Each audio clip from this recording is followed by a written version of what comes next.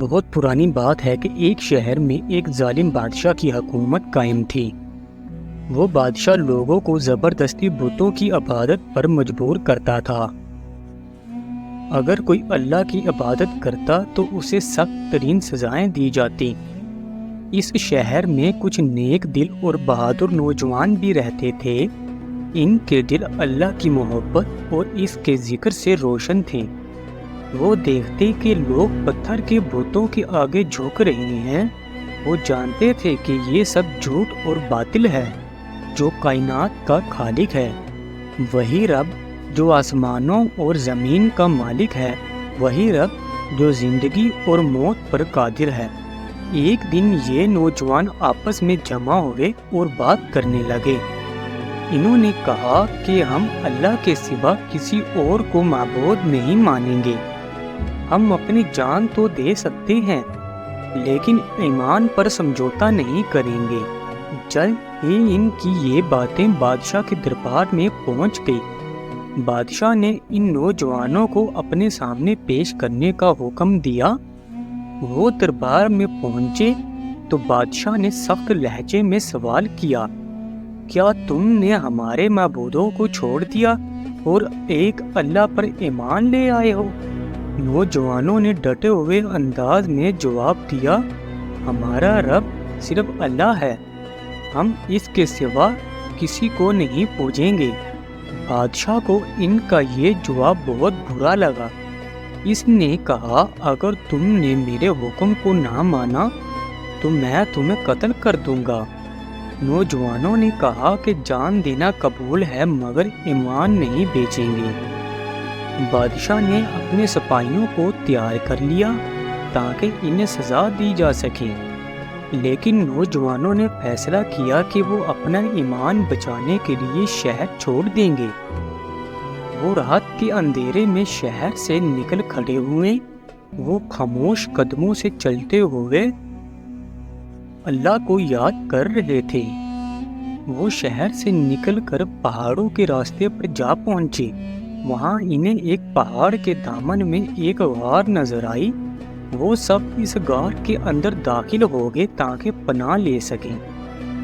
وہاں بیٹھ کر انہوں نے اللہ سے دعا مانگی، اے ہمارے پروردگار، ہمیں اپنی رحمت سے محروم مت کرنا، ہماری مدد فرما اور ہمارا ساتھ دے۔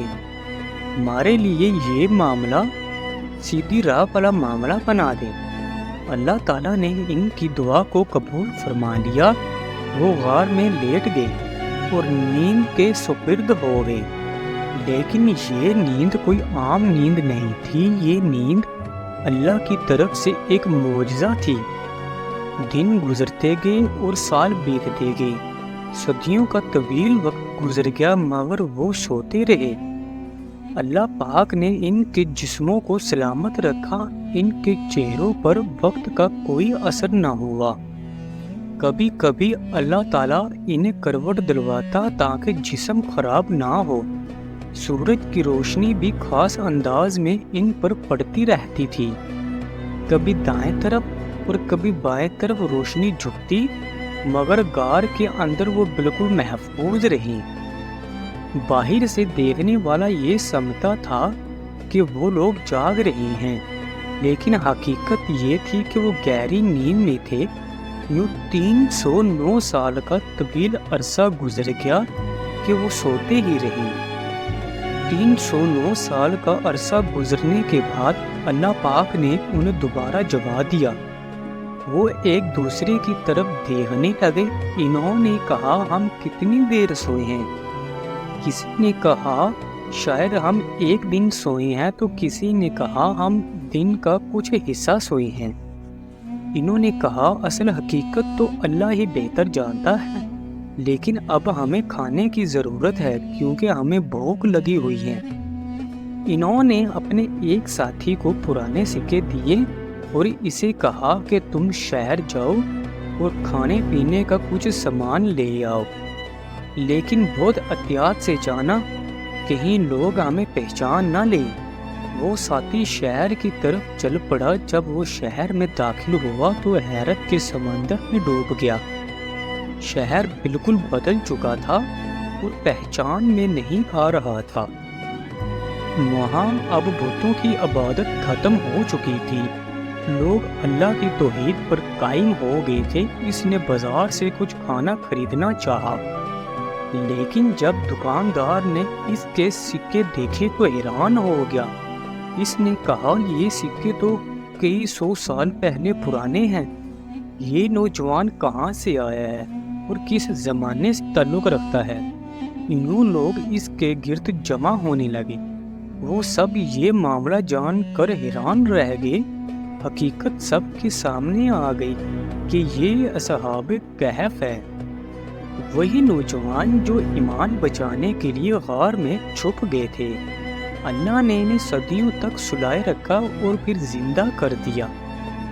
یہ واقعہ لوگوں کے لیے اللہ کی قدرت کی سب سے بڑی نشانی بن گیا۔ ہر زبان پر اللہ کی عظمت اور بڑائی کا چرچا ہونے لگا۔ لوگ کہنے لگے، جس رب نے ان نوجوانوں کو زندہ کیا وہ رب قیامت کے دن مردوں کو دوبارہ زندہ کرنے پر بھی قادر ہے۔ پوری کہانی سننے کے لیے آپ سب دوستوں کا بہت بہت شکریہ۔